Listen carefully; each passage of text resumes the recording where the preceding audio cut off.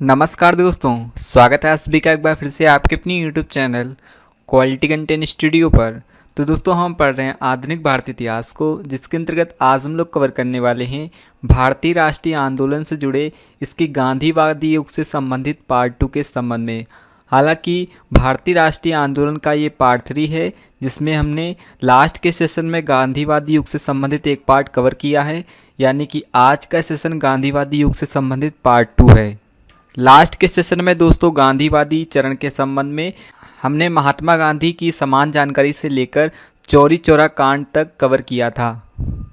आज के सेशन में दोस्तों इसके बचे शेष पार्ट को हम लोग कवर करने वाले हैं, जिसमें स्वराज पार्टी से लेकर भारत छोड़ो आंदोलन तक हम लोग क्रम वाइज सभी टॉपिक कवर करने वाले हैं।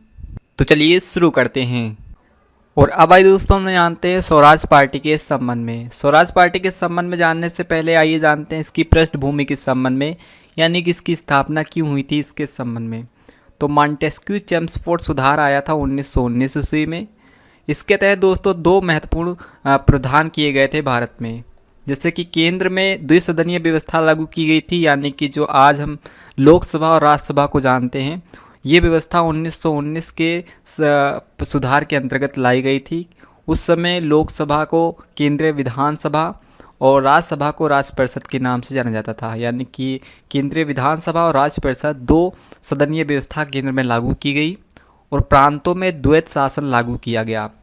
इन दोनों सदनों एवं प्रांतों के चुनाव करने की व्यवस्था भी इसके अंतर्गत की गई। और 1920 ईस्वी में असहयोग आंदोलन को, जैसे कि हम जानते हैं, इसके तहत चुनाव का बहिष्कार हो रहा था। तो कांग्रेस के कुछ लोग बहिष्कार का समर्थन कर रहे थे, जबकि दोस्तों कुछ लोग बहिष्कार के विरुद्ध थे। तो इस प्रकार हम कह सकते हैं 1919 के इस चेम्सफोर्ड सुधार के अंतर्गत केंद्र में द्विसदनीय व्यवस्था और राज्य में चुनाव की जो व्यवस्था लागू की गई और असहयोग आंदोलन के दौरान इन चुनावों का बहिष्कार किया गया। इस कारण कांग्रेस दो दलों में बढ़ गया। एक पक्ष कांग्रेस का चुनाव का बहिष्कार करने वाला था, इसमें ज़्यादातर कांग्रेस के लोग शामिल थे, जिसका नेतृत्व सरदार वल्लभ भाई पटेल, डॉक्टर अंसारी और डॉक्टर राजेंद्र प्रसाद शामिल थे। चुनाव का बहिष्कार करने वाले इस पक्ष का उद्देश्य जो था वो कांग्रेस सभी रचनात्मक कार्य करे, या था रचनात्मक कार्य का तात्पर्य दोस्तों यह था कि कांग्रेस खादी का प्रचार करे, हिंदू मुस्लिम एकता को मजबूती प्रदान करे और अस्पृश्यता को दूर करे, न कि चुनाव में भाग ले। जबकि दूसरा पक्ष दोस्तों चुनाव में भाग लेना चाहता था। इस पक्ष का नेतृत्व करने वाले लोगों में से चित्तरंजन दास, मोतीलाल नेहरू और सुरेंद्रनाथ बनर्जी आदि शामिल थे। तो इस प्रकार दोस्तों 1919 के इस सुधार के अंतर्गत जो प्रावधान किए गए, चुनाव की व्यवस्था की गई और असहयोग आंदोलन के दौरान चुनाव का बहिष्कार होने के कारण कांग्रेस दो दलों में बढ़ गई। एक पक्ष चुनाव का पक्षधर था, जबकि एक पक्ष और चुनाव का बहिष्कार कर रहा था। अलग अलग दो दल बढ़ गए थे। इसी दौरान दोस्तों गया का अधिवेशन होता है 1922 ईस्वी में, जिसके अध्यक्ष थे चित्तरंजन दास। और चित्तरंजन दास, जैसा कि हम लोग जानते हैं, मोतीलाल नेहरू और सुरेंद्रनाथ बनर्जी ये चुनाव के में भाग लेना चाहते थे, चुनाव के पक्षधर थे। इस अधिवेशन में दोस्तों चित्तरंजन दास ने अपनी बात रखी, यानी कि चुनाव में भाग लेने का प्रस्ताव रखा। लेकिन दोस्तों चित्तरंजन दास का यह प्रस्ताव स्वीकार नहीं किया गया। कांग्रेस को रचनात्मक कार्य करने का प्रस्ताव पारित हो पाया, यानी कि कांग्रेस रचनात्मक कार्य करेगी, जिसमें हमने बताया कि अस्पृश्यता को दूर करना, खादी का प्रचार करना आदि था। और चूँकि दोस्तों चित्तरंजन दास ने का यह प्रस्ताव पारित नहीं हो पाया, इस कारण चित्तरंजन दास ने कांग्रेस से इस्तीफा ले लिया और कांग्रेस से हटकर एक नई पार्टी की स्थापना करनी चाहिए, जिसे ही इतिहास में हमें स्वराज पार्टी के नाम से ये पार्टी देखने को मिलती है। तो इस प्रकार दोस्तों इस पार्टी की नींव पड़ी और ये पृष्ठभूमि थी स्वराज पार्टी की। आइए एक बार फिर से रिकॉल करते हैं कि इसकी पृष्ठभूमि कैसे पड़ी थी। तो 1919 में एक सुधार लाया गया, जिसे मॉन्टेस्क्यू चेम्सफोर्ड सुधार के नाम से जाना जाता है। इसके तहत केंद्र में द्विसदनीय व्यवस्था और प्रांतों में द्वैत शासन लागू किया गया और दोनों सदनों और प्रांतों में चुनाव करने की व्यवस्था लागू की गई। 1920 में चुनाव हुए, जिसमें दोस्तों असहयोग आंदोलन के दौरान इस चुनाव का बहिष्कार किया गया। इस कारण कांग्रेस दो दलों में बढ़ गई, क्योंकि कांग्रेस का एक पक्ष दोस्तों चुनाव का बहिष्कार कर रहा था, जिसमें सरदार वल्लभ भाई पटेल, डॉक्टर अंसारी, डॉक्टर राजेंद्र प्रसाद ये सभी शामिल थे। इनका उद्देश्य कांग्रेस सभी रचनात्मक कार्य करे ये था। जबकि दोस्तों दूसरा पक्ष इस चुनाव में भाग लेना चाहता था, जैसे चित्तरंजन दास, मोतीलाल नेहरू, सुरेंद्र नाथ बनर्जी आदि। इसी दौरान दोस्तों गया अधिवेशन होता है और अध्यक्ष बनते हैं चित्तरंजन दास 1922 ईस्वी में। इस अधिवेशन में चुनाव में भाग लेने का प्रस्ताव वे रखते हैं, लेकिन इसे अस्वीकृत कर दिया जाता है और रचनात्मक कार्य को बढ़ावा देकर यह प्रस्ताव पारित कर दिया जाता है कि कांग्रेस रचनात्मक कार्य करेगी, न कि चुनाव में भाग लेगी। इस कारण दोस्तों चित्तरंजन दास ने अपने पद से इस्तीफा दे दिया कांग्रेस से और एक नई पार्टी की स्थापना करनी चाहिए, जिसे स्वराज पार्टी का उन्होंने नाम दिया था। तो इस प्रकार दोस्तों स्वराज पार्टी की स्थापना हुई। स्वराज पार्टी की स्थापना इलाहाबाद में हुई थी।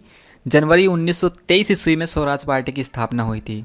इसकी स्थापना की बात की जाए तो चित्तरंजन दास और मोतीलाल नेहरू दोनों की बात आती है। इन दोनों ने मिलकर स्वराज पार्टी की स्थापना की थी। हालांकि अन्य लोग भी शामिल थे, लेकिन ज़्यादातर इनका ही नाम आता है। अन्य सदस्य की बात करें तो विट्ठल भाई पटेल और खली कुजमा आदि इनके अन्य सदस्य थे। इनका उद्देश्य क्या था स्वराज पार्टी की? तो स्वराज प्राप्त करना, स्वयं का संविधान बनाना, चुनाव में भाग लेना। और स्वराज पार्टी एक कांग्रेस से हटकर पार्टी जरूर थी, लेकिन याद रहे दोस्तों कांग्रेस विरोधी नहीं थी। इसका भी उद्देश्य कांग्रेस के समान ही था, लेकिन तरीके अलग थे।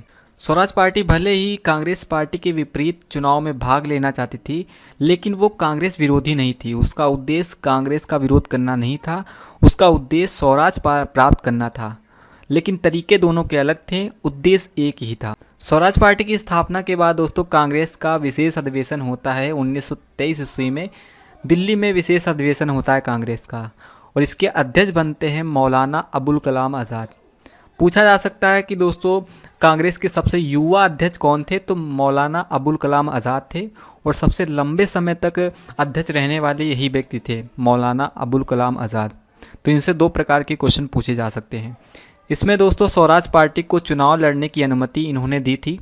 तो स्वराज पार्टी ने, भले ही स्वराज पार्टी की स्थापना हो गई थी, लेकिन उससे कांग्रेस से पहले परमिशन लेनी थी चुनाव लड़ने की। और ये परमिशन कांग्रेस के विशेष अधिवेशन जो हुआ था दिल्ली में 1923 ईस्वी में, ये स्वराज पार्टी को चुनाव लड़ने की अनुमति दी जाती है मौलाना अबुल कलाम आज़ाद द्वारा। केंद्रीय और प्रांतों परिषद में 101 सीटें थीं कुल मिलाकर, उसमें 42 सीटों से स्वराज पार्टी ने जीत दर्ज कर ली थी। यानी कि स्वराज पार्टी चुनाव में जीत भी गई थी 42 सीटों से। स्वराज पार्टी की चुनाव जीतने के बाद दोस्तों मोतीलाल नेहरू केंद्रीय विधान परिषद में विपक्ष के नेता बन गए और चित्तरंजन दास बंगाल परिषद के विपक्ष के नेता बने थे। 5 फरवरी, जैसा कि हम लोग जानते हैं, महात्मा गांधी जी इस समय जेल में थे। वो उस समय 5 फरवरी 1924 ईस्वी को गांधी जी रिहा हुए थे। उनको 6 साल की जब जेल हुई थी, तो अब वे रिहा होते हैं इस अधिवेशन के बाद, यानी कि 1924 ईस्वी में 5 फरवरी को वो रिहा हुए थे। जेल से रिहा होने के बाद दोस्तों कांग्रेस की बागडोर गांधी जी संभालते हैं और कांग्रेस और स्वराज पार्टी को दोनों के उद्देश्य वो सुनिश्चित करते हैं। रचनात्मक कार्य दोनों ने अपनाया था, कांग्रेस और स्वराज पार्टी ने। भले स्वराज पार्टी चुनाव में भाग लेना चाहती थी, उसे ये अधिकार दिया गया था। कांग्रेस का सदस्य बनने के लिए दोस्तों उनकी सदस्यता के लिए अनिवार्य कुछ बातें रख दी गई थी, जैसे कि खादी का प्रयोग, 2000 गज सूत प्रतिमाह जो काटेगा उसे ही सदस्यता मिलेगी कांग्रेस की। ये दोनों कंडीशन रखी गई गांधी जी द्वारा। गांधी जी ने अखिल भारतीय खादी संघ की भी स्थापना की थी जेल से रिहा होने के बाद, और चरखा आज़ादी के आंदोलन का प्रतीक बन गया था। तो इस प्रकार दोस्तों गांधी जी जेल से रिहा होने के बाद खादी पर ज़्यादा महत्व देते हैं। और 6 जून 1925 ईस्वी को दोस्तों चित्तरंजन दास की मृत्यु हो जाती है। और चूँकि चित्तरंजन दास स्वराज पार्टी के प्रमुख थे, इनकी मृत्यु के बाद स्वराज पार्टी के उद्देश्य ही बदल जाते हैं और धीरे धीरे दोस्तों स्वराज पार्टी कमज़ोर पड़ने लगती है।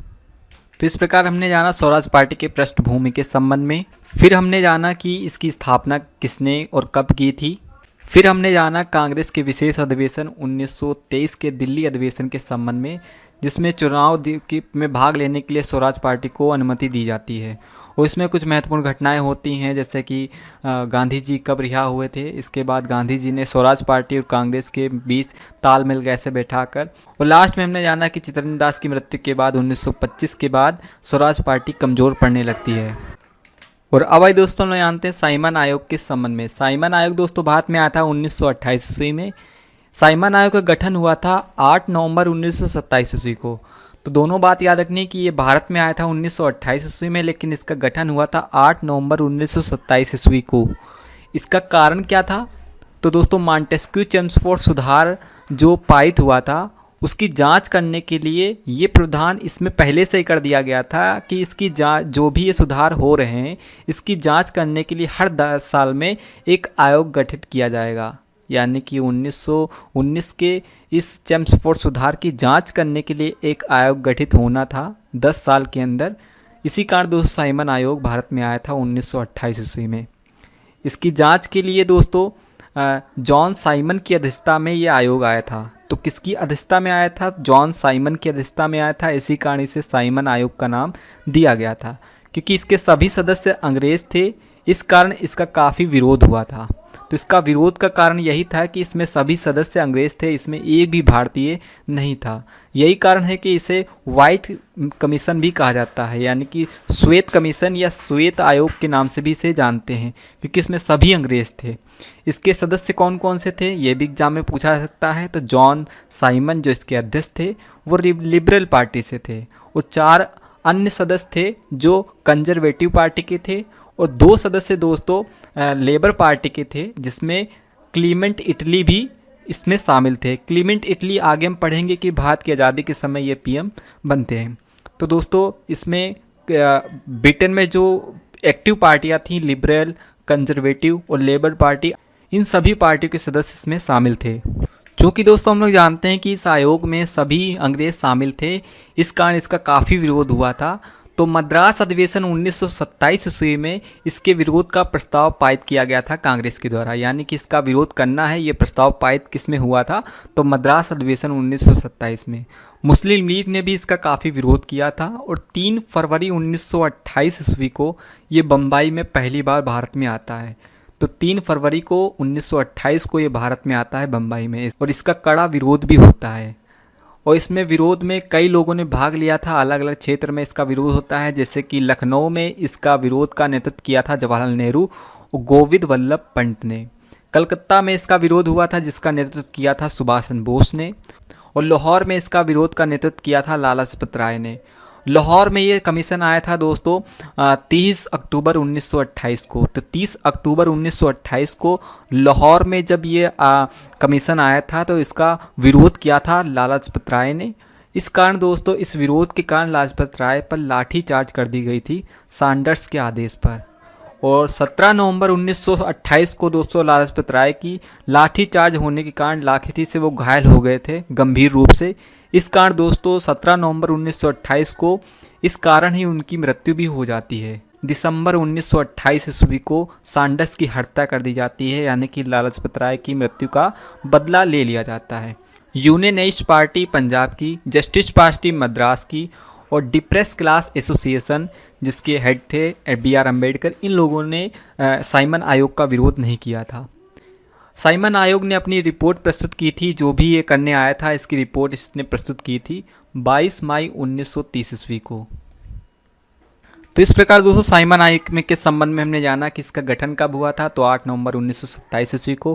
कारण था मॉन्टेस्क्यू चेम्सफोर्ड सुधार की 10 साल में जो जांच करनी थी इसके संबंध में ये आया था। इसकी जांच के लिए ये आया था जॉन साइमन की अध्यक्षता में, क्योंकि इसके सभी सदस्य अंग्रेज थे, इस कारण इसका काफ़ी विरोध भी हुआ था। इसे वाइट कमीशन के नाम से भी जाना जाता है। और इसके सदस्य जितने भी थे वो आपको याद रखना है। मद्रास अधिवेशन 1927 में इसका विरोध का प्रस्ताव पारित हुआ था। मुस्लिम लीग ने भी इसका कड़ा विरोध किया था। ये भारत कब आया था? तो 3 फरवरी 1928 ईस्वी को भारत में आया था। इसका गठन 1927 में ही हो गया था 8 नवंबर को। लखनऊ में इसका विरोध किया था जवाहरलाल नेहरू, गोविंद वल्लभ पंत ने, और कलकत्ता में इसके विरोध का नेतृत्व कर रहे थे सुभाष चंद्र बोस। लाहौर में इसका विरोध का नेतृत्व कर रहे थे लाला लाजपत राय।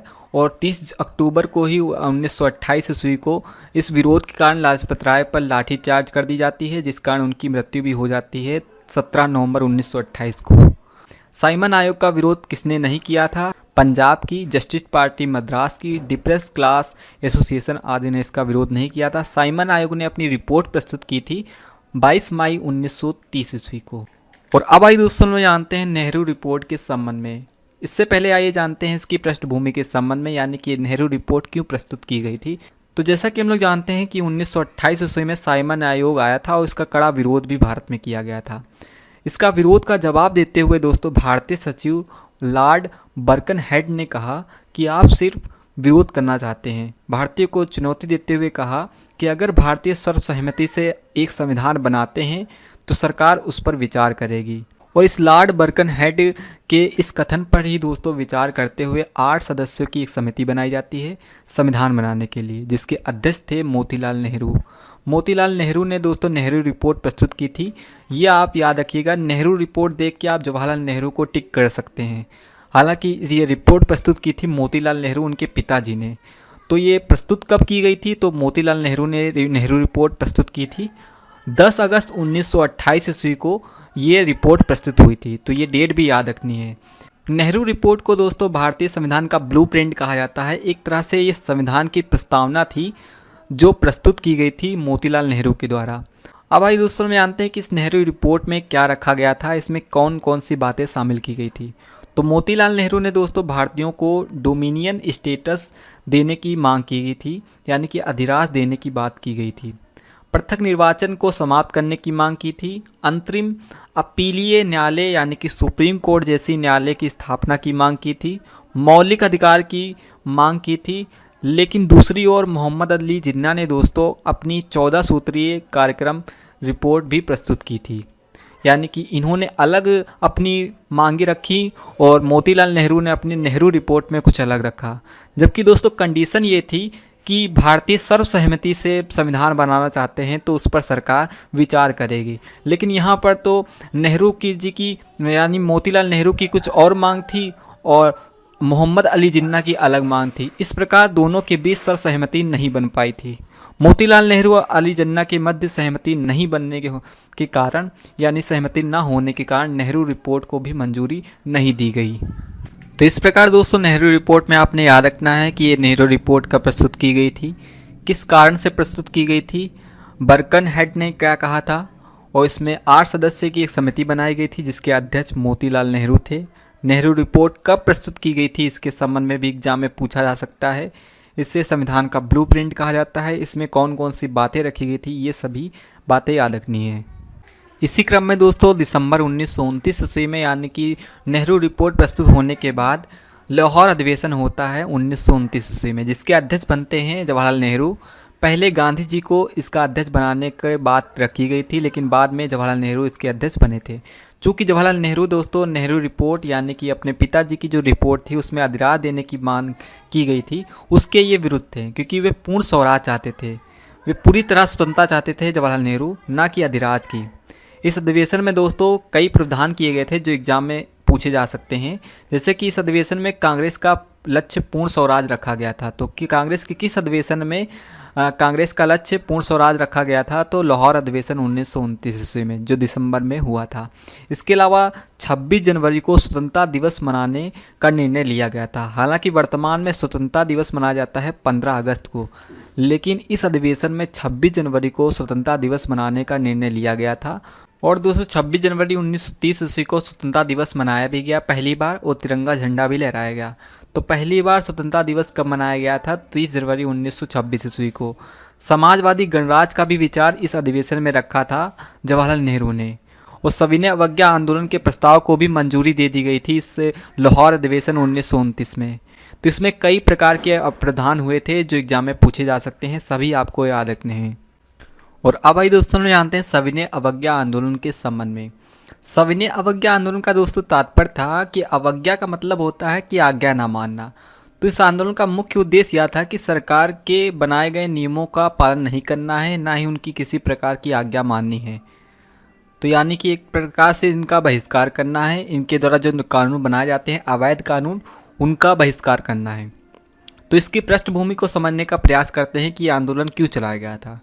दोस्तों इस आंदोलन से पहले महात्मा गांधी जी ने यंग इंडिया पत्रिका के माध्यम से 11 सूत्रीय मांगे सरकार के समक्ष रखी थी, यानी कि कुछ मांगे रखी थी जिसमें कि 11 सूत्र या 11 मांगे शामिल थी, जिसमें दोस्तों लगान को 50% कम करने की बात थी और नशीले पदार्थों की बिक्री की समाप्ति पर ये कुछ बातें रखी गई थी। इसके अलावा नमक कानून को समाप्त करने की बात रखी गई थी और नमक कानून को समाप्त करने की बात की जो मांग रखी थी महात्मा गांधी जी ने, यही जो मांग थी यही दोस्तों सविनय अवज्ञा आंदोलन का आधार बनी थी, क्योंकि इसी कानून को तोड़कर इस सविनय अवज्ञा आंदोलन प्रारंभ किया गया था। राजनीतिक बंदियों को रिहा करने की भी बात की गई थी। जिन पर हिंसा का आरोप नहीं है, गांधी जी ने मांग की थी उन्हें रिहा कर दिया जाए, लेकिन सरकार ने इन सभी मांगों को मानने से इनकार कर दिया, इन पर ध्यान नहीं दिया। गांधी जी ने दोस्तों इस संबंध में कहा था कि हमने पहले घुटने टेक कर रोटी मांगी थी, बदले में हमें पत्थर मिले थे। तो ये कथन किसने कहा था और किस दौरान कहा था, ये पूछा जा सकता है कि हमने घुटने टेक कर रोटी मांगी थी, बदले में पत्थर मिले। तो सविनय अवज्ञा आंदोलन के दौरान ही ये कथन कहा था महात्मा गांधी जी ने। इसी क्रम में दोस्तों अब आइए हम जानते हैं कि सविनय अवज्ञा आंदोलन शुरू कैसे हुआ था। तो सविनय अवज्ञा का अर्थ जैसे कि हम लोग पहले ही जान चुके हैं कि विनय पूर्वक कानून का उल्लंघन करना था। तो विनय पूर्वक कानून का उल्लंघन करना ही सविनय अवज्ञा का अर्थ था, जबकि असहयोग का अर्थ था कि सहयोग नहीं करना। असहयोग यानी कि सहयोग नहीं करना है, सरकार को सहयोग ना देना अर्थात बहिष्कार करना।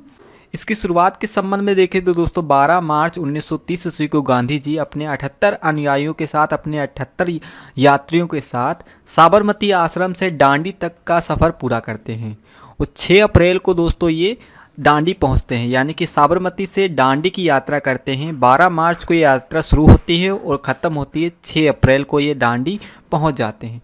और 6 अप्रैल 1930 ईस्वी को ये डांडी पहुंचते हैं। और उस समय दोस्तों तत्कालीन समय में नमक बनाना भारतीयों के लिए अलाउ नहीं था, यानी कि कोई भी भारतीय नमक का उत्पादन नहीं कर सकता था। और 6 अप्रैल 1930 ईस्वी को डांडी में पहुंचकर गांधी जी अपने पूरे यात्रियों के साथ नमक बनाते हैं और इस प्रकार नमक कानून को तोड़ते हैं और सविनय अवज्ञा आंदोलन इसी दिन से शुरू हो जाता है। सविनय अवज्ञा आंदोलन को दोस्तों नमक सत्याग्रह और डांडी यात्रा के नाम से भी जाना जाता है, क्योंकि इसमें नमक कानून तोड़कर इस सत्याग्रह को प्रारंभ किया गया था, इसलिए नमक सत्याग्रह कहा जाता है। और डांडी में यात्रा की गई थी डांडी तक की, इसलिए इसे डांडी यात्रा भी कहते हैं। यह यात्रा दोस्तों लगभग 385 किलोमीटर की थी और 24 दिन लगे थे इसमें टोटल, और 78 यात्री थे गांधी जी को मिलाकर। इसका नेतृत्व दोस्तों गांधी जी ने किया था और इसमें पहले से प्रावधान कर दिया जाता है कि अगर बीच में गांधी जी गिरफ्तार हो जाते हैं इस यात्रा के दौरान तो अब्बास तैयबजी इसका नेतृत्व करेंगे। 9 अप्रैल 1930 ईस्वी को दोस्तों सविनय अवज्ञा आंदोलन का कार्यक्रम घोषित कर दिया गया, यानी कि सविनय अवज्ञा आंदोलन को क्या क्या करना है, उसका कार्यक्रम क्या है, तो उसके लक्ष्य घोषित कर दिए गए थे 9 अप्रैल को, जबकि ये प्रारंभ हुआ था 6 अप्रैल को, जिसमें दोस्तों नमक कानून जैसे अनैतिक कानून को तोड़ना, कर ना देना या लगान ना देना आदि शामिल किए गए थे। शराब या अफीम की दुकान के समक्ष महिलाओं को प्रदर्शन देने की इसमें प्रावधान किया गया था। छुआछूत को समाप्त करने की भी इसमें बात की गई थी। और इसी डांडी यात्रा, डांडी दोस्तों पड़ता है गुजरात में, जबकि दोस्तों तमिलनाडु में इस डांडी यात्रा के समान ही श्री राजगोपालाचारी जी ने चित्रनापल्ली से वेद्रायम तक की यात्रा की थी, इसी की तरह जिस तरह डांडी यात्रा की गई थी।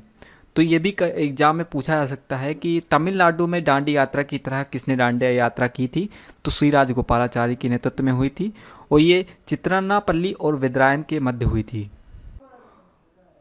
सविनय अवज्ञा आंदोलन के समय दोस्तों कई घटनाएं घटी थी जिससे संबंधित एग्जाम में क्वेश्चन पूछे जाते हैं। उनमें से एक घटना है धरासन कांड, जो हुआ था गुजरात में। 5 मई 1930 ईस्वी को गांधी जी को गिरफ्तार कर लिया जाता है और पूना की यरवदा जेल में रखा जाता है।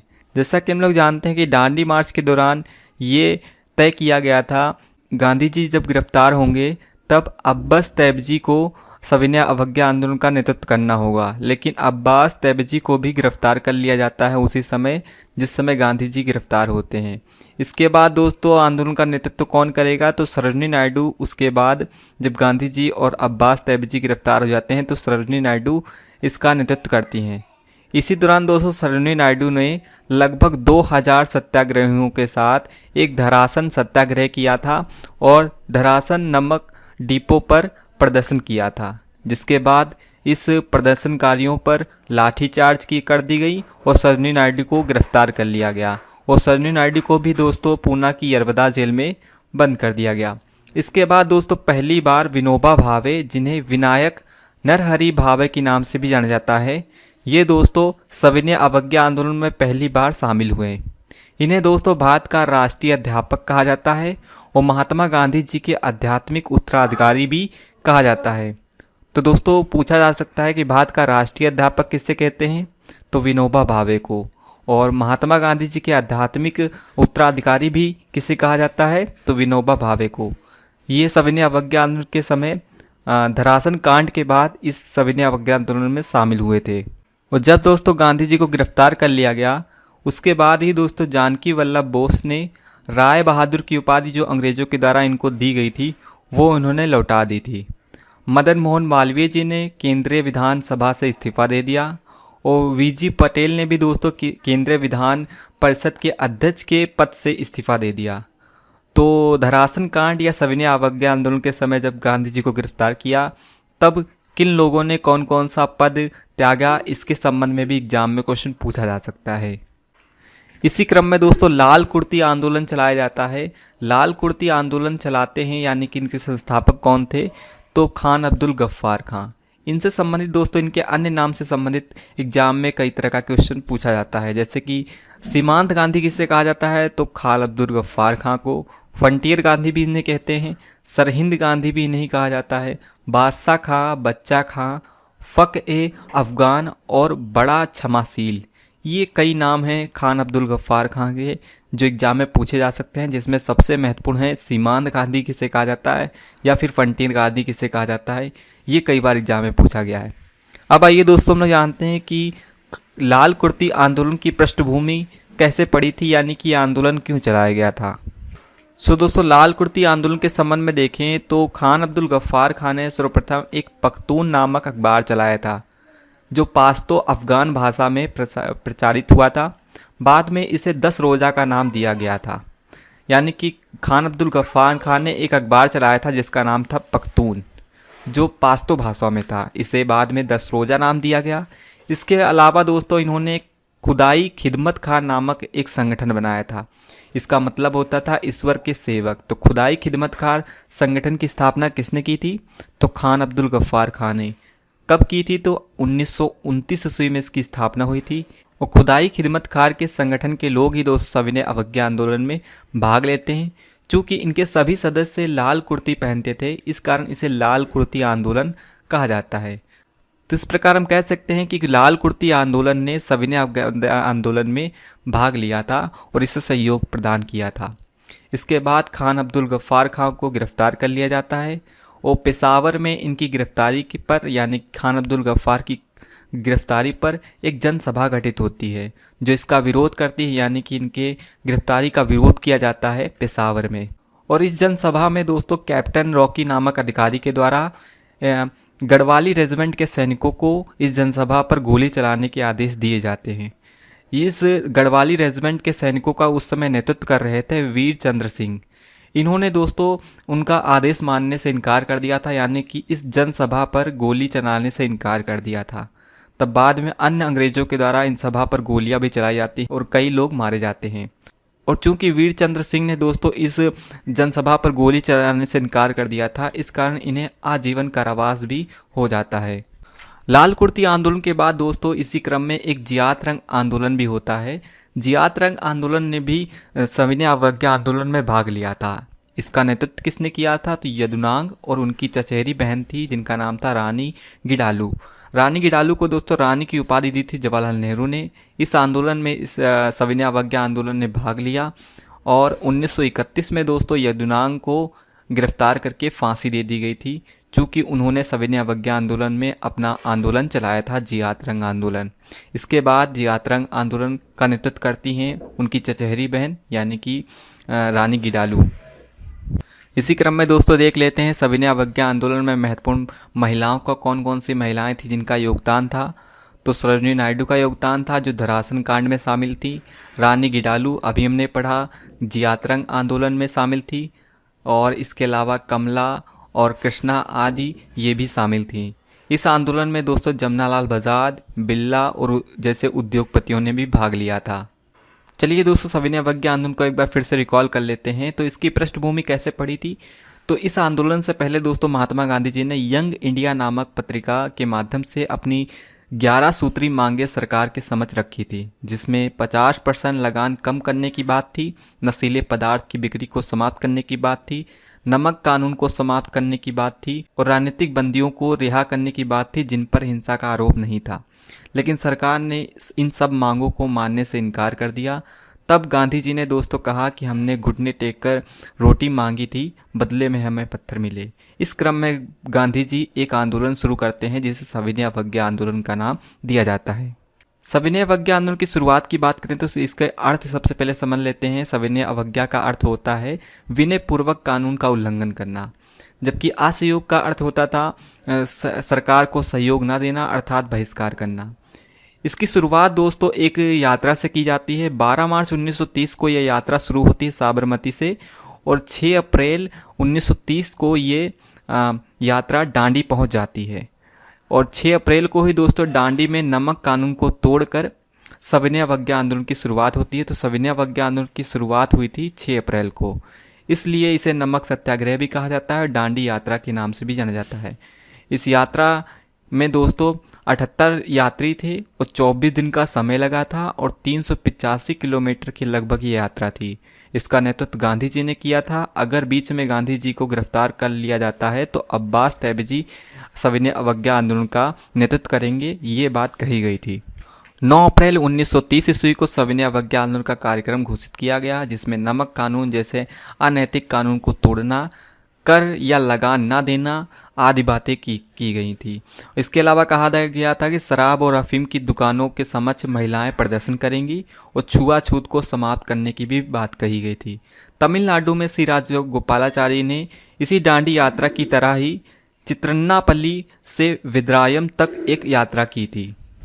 इसी क्रम में दोस्तों धरासन कांड होता है गुजरात में। 5 मई 1930 को गांधी जी को गिरफ्तार कर लिया जाता है और यरबदा की जेल में भेज दिया जाता है। अब्बास तैयबजी को भी गिरफ्तार कर लिया जाता है। तब इस सविनय अवज्ञा आंदोलन का नेतृत्व करती हैं सरोजिनी नायडू और 2000 सत्याग्रहियों के साथ धरासन नमक डिपो पर ये प्रदर्शन करती है। इसी बीच लाठीचार्ज होती है और सरोजिनी नायडू को गिरफ्तार कर लिया जाता है और पूना की यरबदा जेल में भेज दिया जाता है।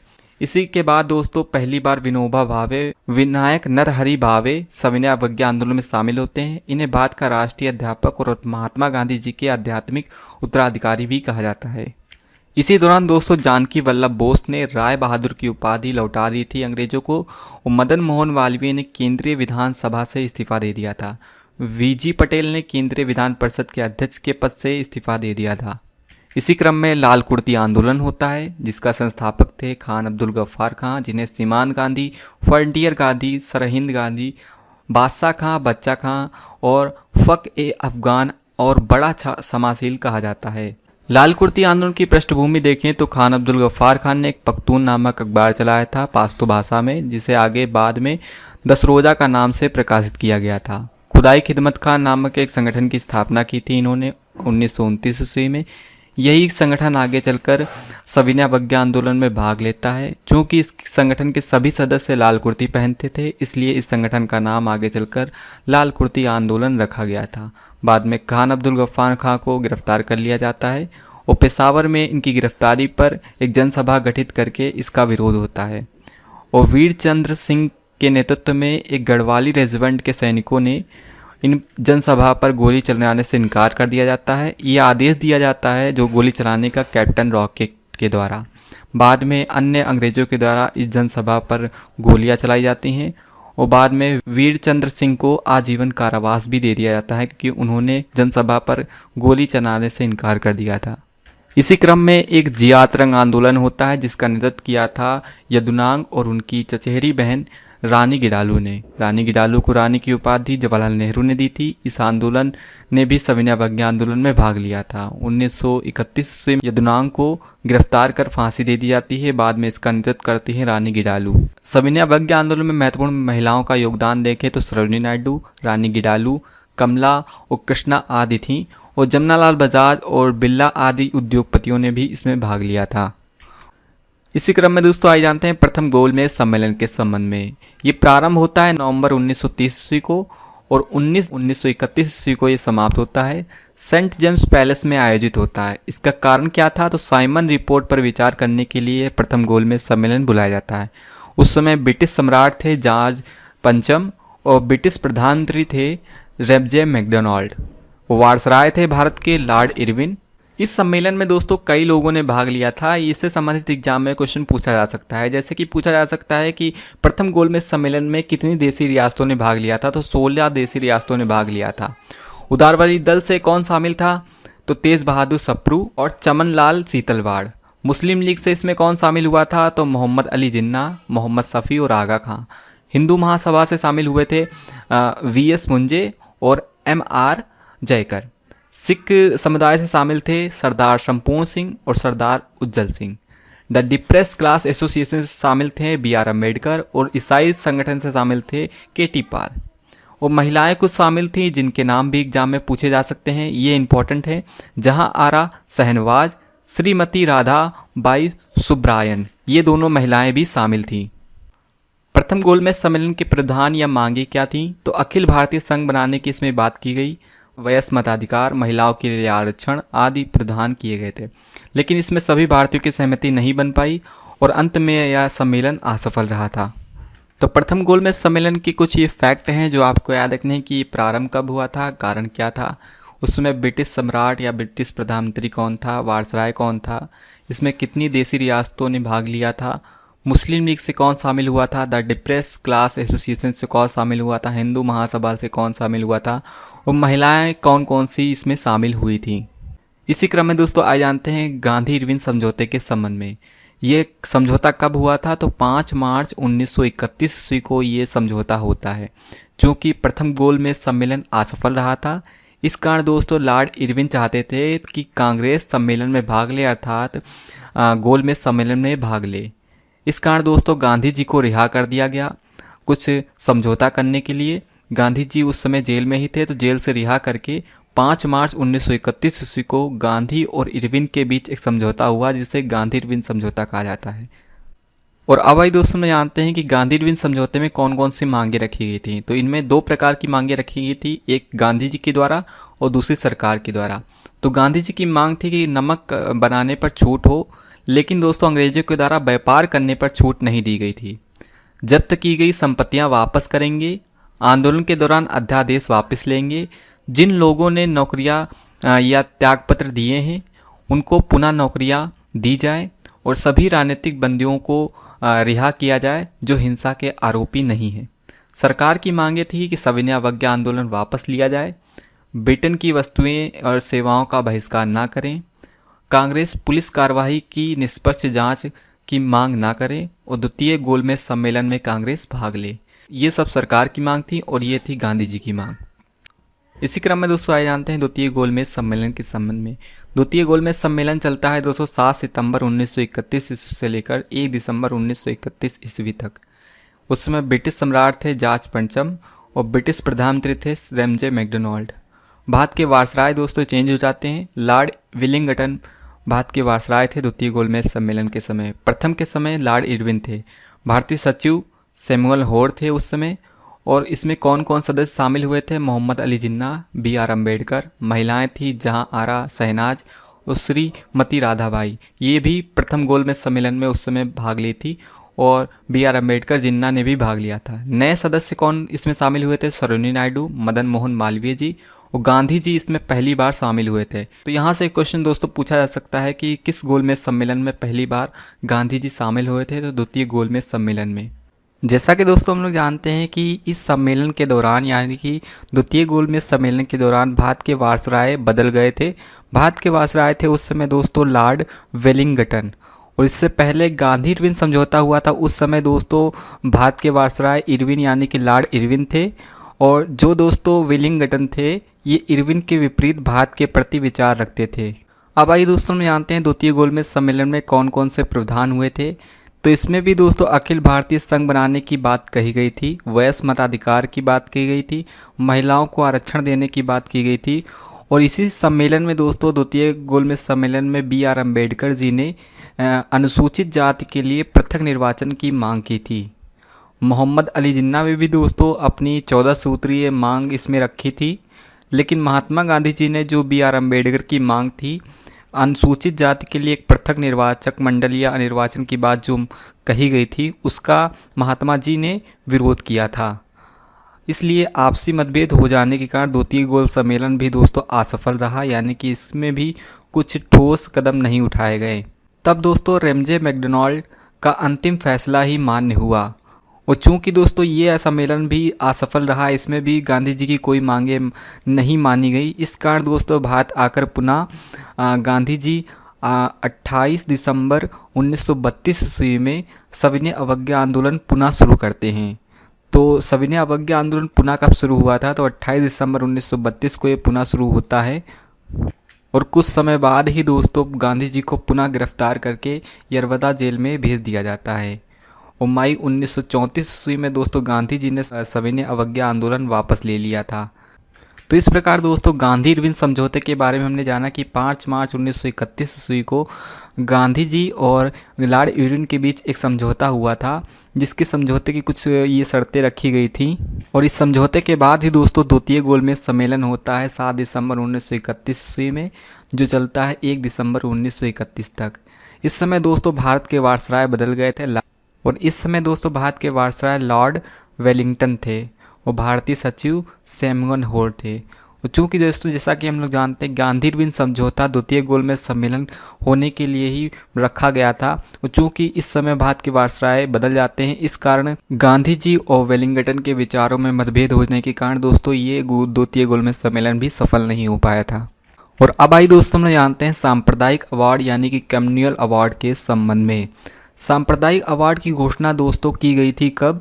तो 16 अगस्त 1932 ईस्वी को रेमजे मैकडोनाल्ड ने सांप्रदायिक अवार्ड की घोषणा की थी, जिसमें अनुसूचित जाति को भी पृथक निर्वाचन देने की बात कर दी गई थी। यानी कि जो BR अम्बेडकर ने मांग की थी कि अनुसूचित जाति को भी पृथक निर्वाचन मिलना चाहिए, वो दोस्तों सांप्रदायिक अवार्ड में रेमजे मैकडोनाल्ड द्वारा घोषित कर दिया गया कि अनुसूचित जाति को भी भारत में पृथक निर्वाचन दिया जाएगा। महिलाओं के लिए भी इस आरक्षण देने के लिए बात की गई इसमें, क्योंकि हम लोग जानते हैं कि मुस्लिम लीग को पृथक निर्वाचन पहले ही प्राप्त था। माल्य मिंटो सुधार के तहत 1919 में मुस्लिमों को पृथक निर्वाचन दिया गया था। ईसाई, सिख, एंग्लो इंडियन को भी दोस्तों पृथक निर्वाचन दिया गया था भारत सरकार नियम 1919 के तहत। और अब कि सांप्रदायिक अवार्ड के तहत अनुसूचित जाति को भी दोस्तों अंग्रेजों के द्वारा पृथक निर्वाचन देने की बात कर दी गई थी 1932 ईस्वी में। पृथक निर्वाचन का अर्थ क्या होता है? तो दोस्तों उम्मीदवार और मतदाता दोनों ही समान होते हैं। फॉर एग्जांपल जैसे मुस्लिम वर्ग को दोस्तों पृथक निर्वाचन दिया गया है और मुस्लिम की भारत में टोटल मान लो कि 50 सीटें हैं जो पृथक निर्वाचन पर आरक्षित हैं। तो इन 50 सीटों के लिए केवल मुस्लिम लोग ही उम्मीदवार बन सकते हैं। यानी कि जैसे विधानसभा में 50 सीटें मुस्लिम वर्ग की हैं, तो पृथक निर्वाचन के आधार पर ये 50 सीटों के उम्मीदवार केवल मुस्लिम लोग ही होंगे और इनको वोट देने वाले भी मुस्लिम ही होंगे। अन्य लोग इनको वोट नहीं कर सकते हैं, ना ही उम्मीदवार बन सकते हैं। लेकिन आरक्षण का मतलब होता है कि उम्मीदवार तो मुस्लिम वर्ग ही होगा। जैसे कि 50 सीटें आरक्षित हैं विधानसभा में, तो 50 सीटें उम्मीदवार तो मुस्लिम ही होगा, लेकिन इसे अन्य वोट भी कर सकते हैं। मुस्लिम वर्ग के साथ अन्य वोट भी इसे उम्मीदवार को दे सकते हैं। तो आरक्षण और पृथक निर्वाचन में यही अंतर होता है कि पृथक निर्वाचन में उम्मीदवार और मतदाता दोनों ही एक ही वर्ग के होते हैं। आरक्षण में उम्मीदवार तो जिसको आरक्षण मिला है वही होगा, लेकिन इसे वोट सभी करेंगे।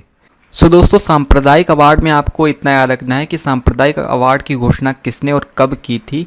इसमें मुख्य रूप से किसे पृथक निर्वाचन देने की बात की गई थी। और अब भाई दोस्तों हम जानते हैं पूना पैक्ट के संबंध में, जो हुआ था 1932 ईस्वी में।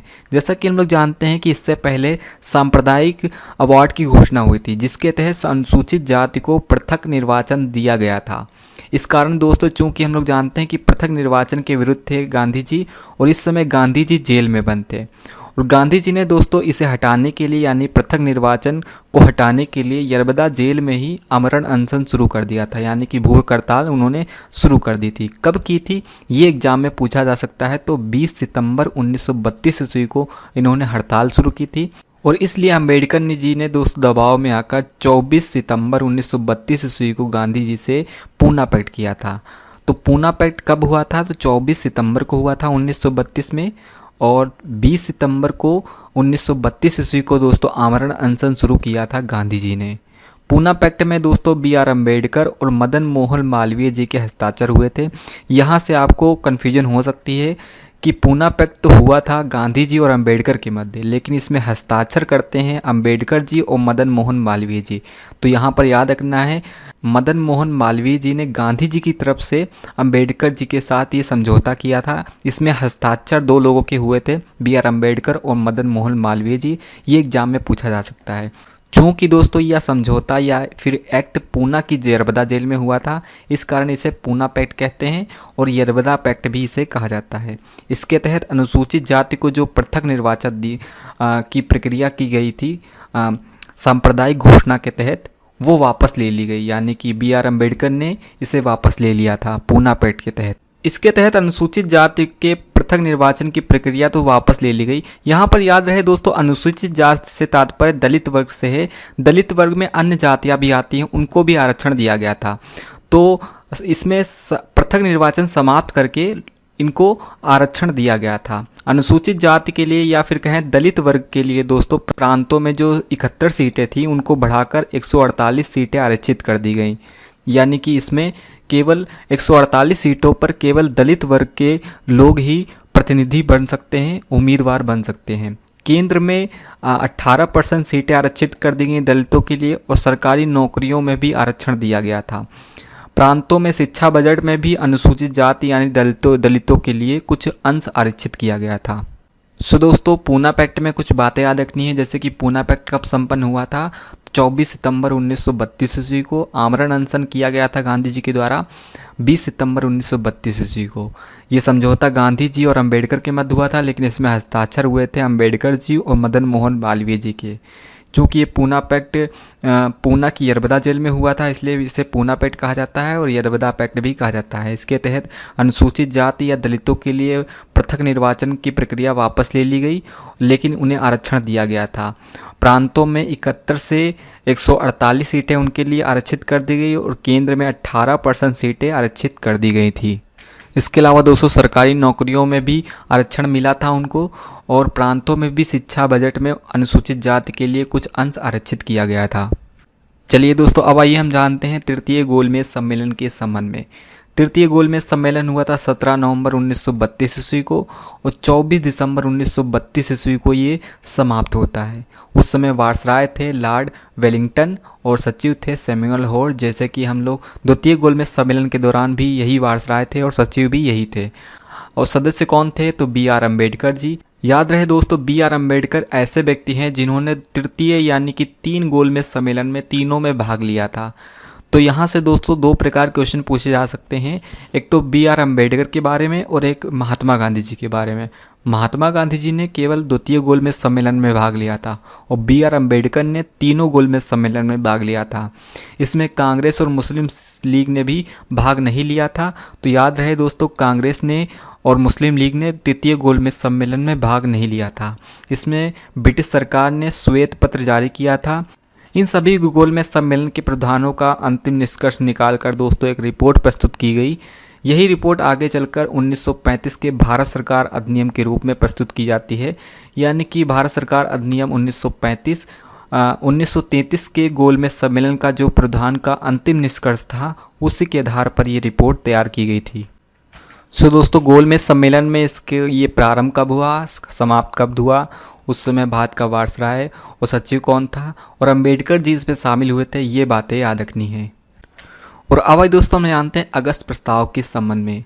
अगस्त प्रस्ताव दोस्तों 8 अगस्त 1940 ईस्वी को ये प्रस्ताव लाया गया था। आइए जानने का प्रयास करते हैं कि इसकी पृष्ठभूमि क्या थी, यानी कि ये प्रस्ताव क्यों लाया गया था। तो 30 सितंबर 1939 ईस्वी को ब्रिटेन विश्व युद्ध में शामिल हुआ था, लेकिन भारतीयों ने दोस्तों युद्ध में हिस्सा लेने से इनकार कर दिया था।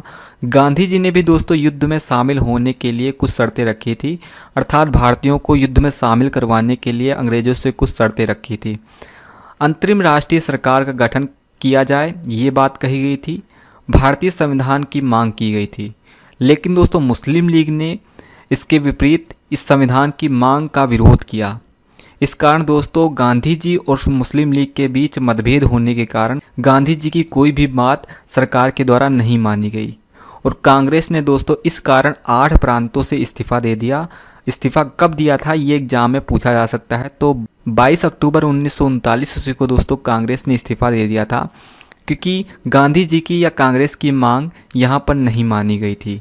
इसके बाद मुस्लिम लीग ने दोस्तों मुक्ति दिवस मनाया था, क्योंकि कांग्रेस ने 8 प्रांतों से इस्तीफ़ा दे दिया था। इस खुशी में दोस्तों मुस्लिम लीग ने 22 दिसंबर को 1939 ईस्वी को मुक्ति दिवस मनाया था। तो दोस्तों यहाँ से क्वेश्चन पूछा जा सकता है कि 8 प्रांतों से कांग्रेस ने इस्तीफ़ा कब दिया था, तो 22 अक्टूबर 1939 ईस्वी को। लेकिन मुस्लिम लीग ने मुक्ति दिवस कब मनाया था, तो 22 दिसंबर 1939 ईस्वी को उसने मुक्ति दिवस मनाया था, क्योंकि 8 प्रांतों से कांग्रेस ने इस्तीफ़ा दे दिया था। इसी के कुछ समय बाद दोस्तों मुस्लिम लीग का लाहौर अधिवेशन हुआ था। मुस्लिम लीग के दोस्तों उसी तरह अधिवेशन हुआ करते थे जैसे कि कांग्रेस के अधिवेशन अलग होते थे, वो मुस्लिम लीग के अधिवेशन अलग हुआ करते थे। तो मुस्लिम लीग का दोस्तों लाहौर अधिवेशन हुआ था 23 मार्च 1940 ईस्वी को। इसमें दोस्तों महत्वपूर्ण बात यह था कि मोहम्मद अली जिन्ना ने इसी अधिवेशन में 2 राष्ट्र सिद्धांत या द्विराष्ट्र सिद्धांत प्रस्तुत किया था। द्विराष्ट्र सिद्धांत यानी कि भारत और पाकिस्तान की मांग की थी। पाकिस्तान की मांग इसी अधिवेशन में मोहम्मद अली जिन्ना ने की थी। तो मोहम्मद अली जिन्ना ने दोस्तों किस लाहौर अधिवेशन में मुस्लिम लीग के द्विराष्ट्र सिद्धांत प्रस्तुत किया था, तो लाहौर अधिवेशन में 23 मार्च 1940 ईस्वी को। अगस्त प्रस्ताव दोस्तों प्रस्तुत किया था किसने, तो लॉर्ड लिनलिथगो ने। 8 अगस्त 1940 ईस्वी को अगस्त प्रस्ताव प्रस्तुत हुआ था, लॉर्ड लिनलिथगो ने किया था। ये पॉइंट याद रखना होगा। इसका उद्देश्य क्या था, तो युद्ध में भारतीयों को शामिल करवाने के लिए, चूँकि हम बता चुके हैं कि 3 सितंबर 1939 ईस्वी को ब्रिटेन युद्ध में शामिल हो गया था, तो युद्ध में शामिल करवाने के लिए ये अगस्त प्रस्ताव लाया गया था। अब इसमें क्या क्या शर्तें रखी गई थी, कौन कौन सी बातें थी, आइए जानते हैं। तो इसमें दोस्तों वायसराय की कार्यकारिणी परिषद में भारतीयों को शामिल करने की बात की गई थी कि यदि भारतीय युद्ध में शामिल होते हैं तो ये शर्तें भारतीयों के साथ अप्लाई होती हैं। जैसे कि कार्यकारिणी परिषद में वायसराय की भारतीय शामिल किए जाएंगे। युद्ध के बाद संविधान सभा गठित होगी, यानी संविधान का निर्माण भी होगा। युद्ध के बाद भारतीयों को डोमिनियन स्टेटस यानी कि अधिराज दिया जाएगा और युद्ध के समय युद्ध मंत्रणा समिति में भारतीय शामिल किए जाएंगे और अल्पसंख्यकों पर भी विचार किया जाएगा। कांग्रेस ने दोस्तों इस प्रस्ताव को अस्वीकृत कर दिया, यानी कि ये सभी मांगे अस्वीकार कर दी कांग्रेस ने। जवाहरलाल नेहरू ने अधिराज देने के विषय में कहा, यह दरवाजे में जंग लगी कील के समान है।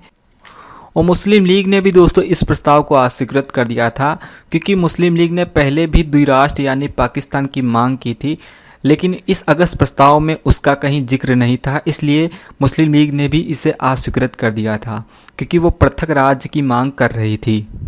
सो दोस्तों अगस्त प्रस्ताव के संबंध में हमने जाना कि ये अगस्त प्रस्ताव लाया गया था 8 अगस्त 1940 ईस्वी को। इसकी पृष्ठभूमि क्या थी, तो ये मोटा मोटा समझे तो ये अगस्त प्रस्ताव द्वितीय विश्व युद्ध में भारतीयों को शामिल करवाने के लिए लाया गया था, क्योंकि भारतीय इस युद्ध में शामिल नहीं होना चाहते थे। इसमें दोस्तों गांधी जी ने भारतीयों को शामिल करवाने के लिए कुछ शर्तें रखी थी, वो मानी नहीं गई और परिणाम यह हुआ कि कांग्रेस ने 8 प्रांतों से इस्तीफ़ा दे दिया 22 अक्टूबर 1939 ईस्वी को। और 22 दिसंबर 1939 ईस्वी को दोस्तों मुस्लिम लीग ने मुक्ति दिवस भी मनाया था, चूँकि कांग्रेस ने 8 प्रांतों से इस्तीफ़ा दे दिया था। इसी दौरान दोस्तों मुस्लिम लीग का लाहौर अधिवेशन होता है 23 मार्च 1940 ईस्वी में, जिसमें मोहम्मद अली जिन्ना द्विराष्ट्र सिद्धांत प्रस्तुत करते हैं, अर्थात पाकिस्तान की मांग करते हैं। अगस्त प्रस्ताव प्रस्तुत किया था दोस्तों लॉर्ड लिनलिथगो ने, 8 अगस्त को प्रस्तुत किया था। इसका उद्देश्य हमने जैसा कि बताया कि भारतीयों को शामिल करना था। अगस्त प्रस्ताव की दोस्तों अंग्रेजों के द्वारा ये शर्तें भारतीयों को दी गई थी, जैसे कि वायसराय की कार्यकारिणी परिषद में भारतीय शामिल होंगे। युद्ध के बाद संविधान सभा गठित होगी। युद्ध के बाद भारत को डोमिनियल स्टेट अधिराज देने की बात कही थी और युद्ध के समय युद्ध मंत्रणा समिति में भारतीय भी शामिल होंगे। अल्पसंख्यकों पर भी विचार किया जाएगा, लेकिन कांग्रेस ने इस प्रस्ताव को अस्वीकृत कर दिया था। जवाहरलाल नेहरू ने अधिराज देने के विषय में कहा था कि यह दरवाजे में जंग लगी कील के समान है। मुस्लिम लीग ने भी इस प्रस्ताव को इसलिए अस्वीकृत कर दिया था क्योंकि पृथक राज की वो मांग कर रही थी और इस प्रस्ताव में पृथक राज देने की कोई बात नहीं की गई थी। इसी क्रम में दोस्तों व्यक्तिगत सत्याग्रह होता है 1940 ईस्वी में, जैसा कि दोस्तों हमने पढ़ा अगस्त प्रस्ताव में कि ये अगस्त प्रस्ताव इसलिए अंग्रेजों के द्वारा लाया गया था ताकि भारतीयों को द्वितीय विश्व युद्ध में शामिल किया जाए। और गांधी जी ने ये व्यक्तिगत सत्याग्रह इसलिए चलाया था ताकि भारतीय युद्ध में शामिल ना हो सके, अर्थात ब्रिटेन का साथ भारतीय ना दे। इसलिए गांधी जी के द्वारा व्यक्तिगत सत्याग्रह किया गया था 1940 ईस्वी में। इसमें दिल्ली चलो का नारा दिया गया था। ये एग्जाम में पूछा जा सकता है कि दिल्ली चलो का नारा किसने दिया था, तो गांधी जी ने दिया था व्यक्तिगत सत्याग्रह 1940 ईस्वी में। इस कारण से इसे दोस्तों दिल्ली चलो आंदोलन के नाम से भी जाना जाता है। तो दिल्ली चलो आंदोलन किसे कहा जाता है, तो व्यक्तिगत सत्याग्रह 1940 को ही दिल्ली चलो आंदोलन कहा जाता है। इसमें प्रथम सत्याग्रही थे जो शामिल हुए थे विनोबा भावे। ये एग्जाम में पूछा जा सकता है कि व्यक्तिगत सत्याग्रह या दिल्ली चलो आंदोलन में पहला सत्याग्रही कौन था जो शामिल हुआ था, तो विनोबा भावे, जिनका नाम था वास्तविक विनायक नरहरि भावे। विनोबा भावे ने ही दोस्तों 17 अक्टूबर 1940 ईस्वी को पवनार आश्रम महाराष्ट्र से इस आंदोलन को शुरू किया था। तो व्यक्तिगत सत्याग्रह को दोस्तों दिल्ली चलो आंदोलन के नाम से जाना जाता है। इसमें दिल्ली चलो आंदोलन का नारा दिया गया था और इसका उद्देश्य भारतीयों को युद्ध में शामिल ना कराना था। इसने शुरू किया था, तो गांधी जी ने इसमें प्रथम सत्याग्रह शामिल हुए थे विनोबा भावे। ये आंदोलन शुरू हुआ था 17 अक्टूबर 1940 ईस्वी को।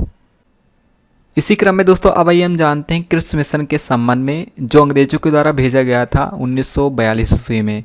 अब आइए हम जानते हैं इसका कारण क्या था, यानी कि क्रिप्स मिशन भारत क्यों आया था। तो चूंकि दोस्तों इस समय ब्रिटेन द्वितीय विश्व युद्ध में हारा था और जापान दोस्तों इस समय जीत रहा था। जापान ने बहुत सारे जो ब्रिटेन के उपनिवेश थे इसके जीते गए क्षेत्रों पर अधिकार कर लिया था।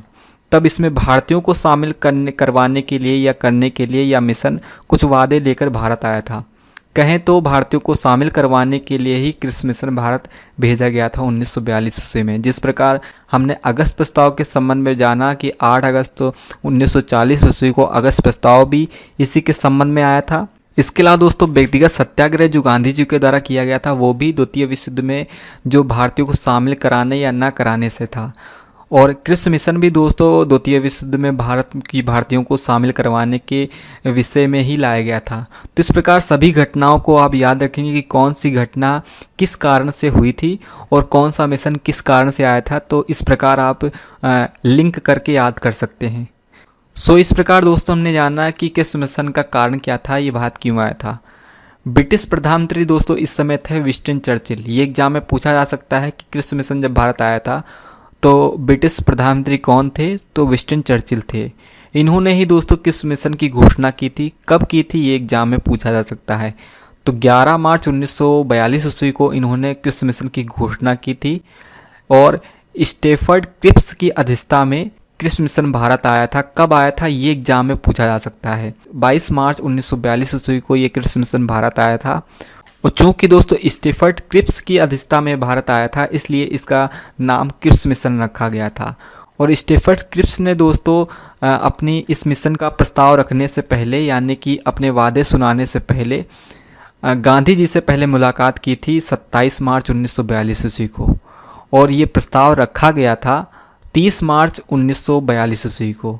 तो तीनों पॉइंट याद रखने हैं दोस्तों। 3 या 4 पॉइंट आप याद रख सकते हैं कि क्रिप्स मिशन की घोषणा किसने की थी, तो विंस्टन चर्चिल ने की थी। कब की थी, तो 11 मार्च को। ये भारत कब आया था, तो 22 मार्च को। और क्रिप्स गांधी जी से मिले थे 27 मार्च को 1942 और ये प्रस्ताव रखा गया था 30 मार्च को। तो चारों पॉइंट याद रखने हैं। सो दोस्तों इस प्रकार हमने जाना क्रिप्स मिशन भारत कब और किस कारण से आया था। अब आइए जानते हैं कि क्रिप्स मिशन के वादे क्या क्या थे, क्रिप्स मिशन में कौन कौन से वादे रखे गए थे। तो इसमें भी दोस्तों भारत को एक संघ बनाने की बात की गई थी। भारतीयों को डोमिनियल स्टेट यानी कि अधिराज देने की बात की गई थी। और भारत को राष्ट्रमंडल या अंतर्राष्ट्रीय संगठन में शामिल होने या ना होने की स्वतंत्रता थी, यानी कि वो चाहे तो अंतर्राष्ट्रीय संगठन या राष्ट्रमंडल में शामिल हो सकता है या नहीं भी। युद्ध के बाद संविधान सभा का गठित करके एक संविधान बनाया जाएगा, ये बात कही गई थी। प्रांतों और देसी रियासतों को संघ में शामिल होने या ना होने की छूट दी गई थी। यानी कि प्रांत और देसी रियासतें संघ में शामिल भी हो सकते हैं, यानी कि भारत में शामिल भी हो सकते हैं और नहीं भी, उनके ऊपर छोड़ दिया गया था। लेकिन भारतीय जनता ने दोस्तों इस मिशन के वादे को अस्वीकृत कर दिया था, यानी कि जितने भी वादे किए गए वो सब अस्वीकार कर दिए गए भारतीयों के द्वारा। और 11 अप्रैल 1942 ईस्वी को क्रिस मिशन वापस चला गया था। तो आया था 22 मार्च को और वापस लौट गया 11 अप्रैल 1942 ईस्वी को। इसी क्रम में दोस्तों अब आइए हम जानते हैं भारत छोड़ो आंदोलन के संबंध में। तो जब क्रिस मिशन भारत से लौट गया, इसके बाद दोस्तों महात्मा गांधी जी ने 1942 ईस्वी में भारत छोड़ो आंदोलन शुरू किया था। इसका कारण क्या था? तो क्रिस मिशन की असफलता और द्वितीय विश्व युद्ध के दौरान दोस्तों भारत की दयनीय आर्थिक स्थिति हो गई थी, यानी कि आर्थिक रूप से भारत बहुत कमज़ोर हो गया था। ये प्रारंभ कब हुआ था भारत छोड़ो आंदोलन? तो इसका प्रस्ताव रखा गया था 14 जुलाई 1942 ईस्वी को वर्धा गुजरात में इसका प्रस्ताव रखा गया था। इसके बाद 1 अगस्त 1942 ईस्वी को तिलक दिवस मनाया गया था और ग्वालियर टैंक मैदान में दोस्तों बम्बई से ये आंदोलन शुरू किया जाता है 8 अगस्त 1942 ईस्वी को। तो 8 अगस्त 1940 ईस्वी को अगस्त प्रस्ताव आया था और उसी तरह दोस्तों 8 अगस्त 1942 ईस्वी को गांधी जी ने भारत छोड़ो आंदोलन शुरू किया था। इसका प्रस्ताव पहले रखा गया था 14 जुलाई 1942 ईस्वी को वर्धा गुजरात में, जबकि दोस्तों प्रारंभ हुआ था ग्वालियर टैंक मैदान मुंबई से ये भारत छोड़ो आंदोलन शुरू हुआ था।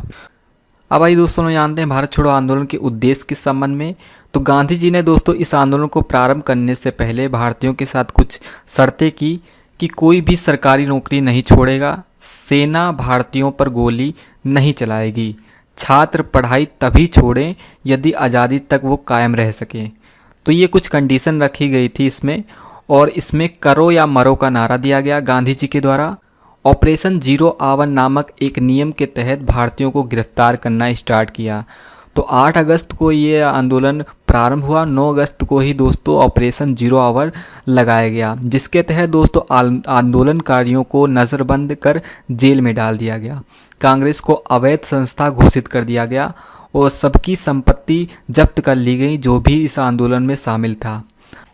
ऑपरेशन जीरो आवर के तहत दोस्तों 2 महत्वपूर्ण जेल थी जहां पर लोगों को बंद किया गया था। एक थी आगा खां पैलेस जहां पर लोगों को नज़रबंद किया गया था, उसमें महात्मा गांधी, कस्तूरबा गांधी, महादेव देसाई जो महात्मा गांधी जी के सचिव थे, सरोजिनी नायडू, मीराबेन, सुशीला नैयर जो गांधी जी की डॉक्टर थी, आदि लोग बंद कर दिए गए थे।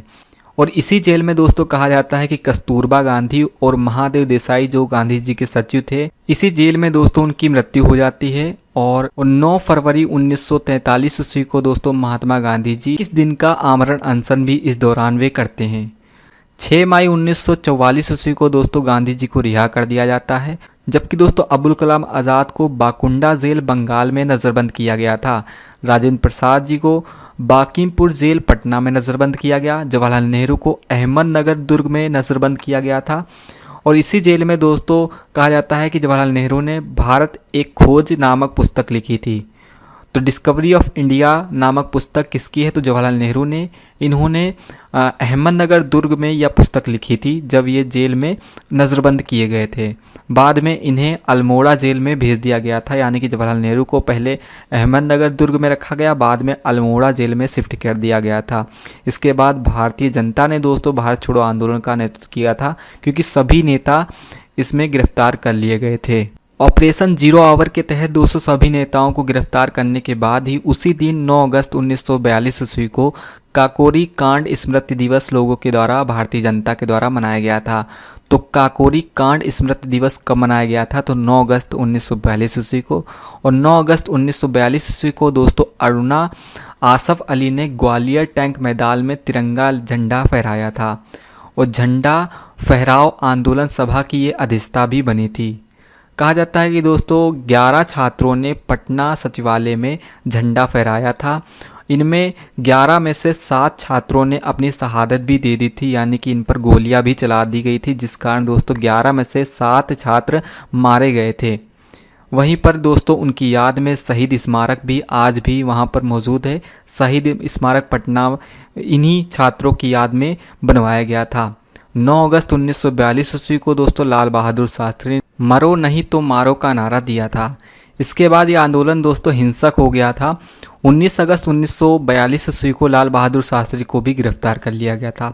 तो प्रारंभ में दोस्तों भारत छोड़ो आंदोलन एकदम अहिंसक था। बाद में दोस्तों ये हिंसा का इसे सहारा लेना पड़ा था, जब दोस्तों इसकी बागडोर जनता के हाथ में आ गई थी। इसी क्रम में दोस्तों अब आइए हम जानते हैं भूमिगत रेडियो का इस आंदोलन में क्या सहयोग था। तो इसमें 2-3 पॉइंट याद रखने हैं कि भूमिगत रेडियो यानी कि एक छिपकर रेडियो का संचालन किया जाता था। इसका संचालन का प्रारंभ किसने किया था? तो 14 अगस्त 1942 ईस्वी को ऊषा मेहता ने इस भूमिगत रेडियो की शुरुआत की थी, जिसमें कार्यक्रम का नाम था वॉइस ऑफ फ्रीडम और इसका बुलेटिन का नाम था डू और डाई यानी कि करो या मरो। इस कार्यक्रम के माध्यम से दोस्तों अंग्रेज़ों की सभी गतिविधियों का देश भर में प्रसारित किया जाता था। तो इसमें दोस्तों 2-3 पॉइंट याद रखने हैं कि भूमिगत रेडियो का प्रसारण किसने किया था, तो ऊषा मेहता ने। कब किया था और इसमें कार्यक्रम का क्या नाम था और बुलेटिन इसमें कौन सी चलाई जाती थी। भारत छोड़ो आंदोलन के दौरान ही दोस्तों एक समानांतर सरकार की स्थापना की गई थी। पहली बार दोस्तों भारत में समानांतर सरकार की शुरुआत हुई थी। बलिया और गाजीपुर यानी कि संयुक्त प्रांत में पहली बार समानांतर सरकार की स्थापना की गई थी। किसके नेतृत्व में? तो चित्रू पांडु के नेतृत्व में ये सरकार गठित हुई थी। तो यहाँ से एक क्वेश्चन पूछा जा सकता है कि भारत में पहली समानांतर सरकार कहाँ बनाई गई थी? तो बलिया और गाजीपुर में संयुक्त प्रांत में पहली बार समानांतर सरकार की स्थापना हुई थी। तारा की भी दो सरकार इसी क्रम में बनाई गई थी, जिसे प्रति सरकार कहा जाता है। यह सरकार दोस्तों सर्वाधिक लंबे समय तक चली थी, 1945 ईस्वी तक। इसका नेतृत्व दोस्तों YV चौहान और नाना पाटिल जी ने किया था। इसी तरह दोस्त तंबुल या ताम्रलिप मदिनापुर बंगाल की सरकार थी, जिसे जातीय सरकार के नाम से जाना जाता था। इसका नेतृत्व किया था सतीश सावंत ने, जो चली थी 1944 ईस्वी तक। और इसी सरकार के अंतर्गत दोस्तों एक सशस्त्र विद्युत वाहिनी सेना का गठन किया था। एक 73 वर्षीय महिला जिसका नाम था मतांगनी हजारा। तो मतांगनी हजारा ने दोस्तों सशस्त्र विद्युत वाहिनी सेना का गठन किया था, जिसे दोस्तों बूढ़ी गांधी के नाम से भी जाना जाता है। इसी क्रम में दोस्तों अब आइए हम लोग जानते हैं भारत छोड़ो आंदोलन में महिलाओं की भूमिकाओं के संबंध में। जैसा कि हम लोग जान चुके हैं अरुणा आसफ अली के संबंध में कि इन्होंने 9 अगस्त 1942 ईस्वी को ग्वालियर टैंक मैदान में झंडा फहराया था और इन्होंने झंडा फहराव आंदोलन की अध्यक्षता भी की थी। राम मनोहर लोहिया से मिलकर इन्होंने इनकलाब नामक पत्र भी निकाला था और ट्रिब्यून नामक पत्रिका ने दोस्तों इन्हें 42 की रानी झांसी कहा था। इन्होंने भूमिगत यानी छिपकर आंदोलन का नेतृत्व किया और अंग्रेज़ों ने दोस्तों इन पर 5,000 रुपये का इनाम भी रखा था। इसी क्रम में सुचेता कृपलानी आती हैं। ये भी दोस्तों भारत छोड़ो आंदोलन में सहयोगी थी। ये दोस्तों JB कृपलानी की पत्नी थी। इन्होंने राष्ट्रीय कांग्रेस में महिला विभाग की स्थापना की थी। इसके अलावा भूमिगत स्वयं सेवक दल की स्थापना इन्होंने 1943 ईस्वी में की थी और 1944 में गिरफ्तार हो जाती हैं। और ऊषा मेहता ने भी दोस्तों इस आंदोलन में सहयोग दिया था। इन्होंने भूमिगत रहकर आंदोलन का संचालन किया था और कांग्रेस समाजवादी दल की सदस्यता भी ये बनी थी। इसी क्रम में आती है मतांगनी हजारा, जिन्हें बूढ़ी गांधी कहा जाता है। इनके संबंध में पहले भी हम लोग डिस्कस कर चुके हैं। ये दोस्तों 6,000 साथियों के साथ मदीनापुर पुलिस चौकी में एक मुठभेड़ में शहीद हो जाती हैं। तो इस प्रकार दोस्तों इस आंदोलन में अरुणा आसफ अली, सुचेता कृपलानी, ऊषा मेहता और मतांगनी हजारा ये 4 महत्वपूर्ण महिलाएं हैं जिनका काफ़ी योगदान था। सो दोस्तों आज के लिए इतना ही। उम्मीद है दोस्तों सेशन आपको अच्छा लगा होगा। नेक्स्ट सेशन में दोस्तों हम लोग क्रांतिकारी आंदोलन के संबंध में पढ़ेंगे। तो मिलते हैं नेक्स्ट वीडियो में। तब तक take care and good bye.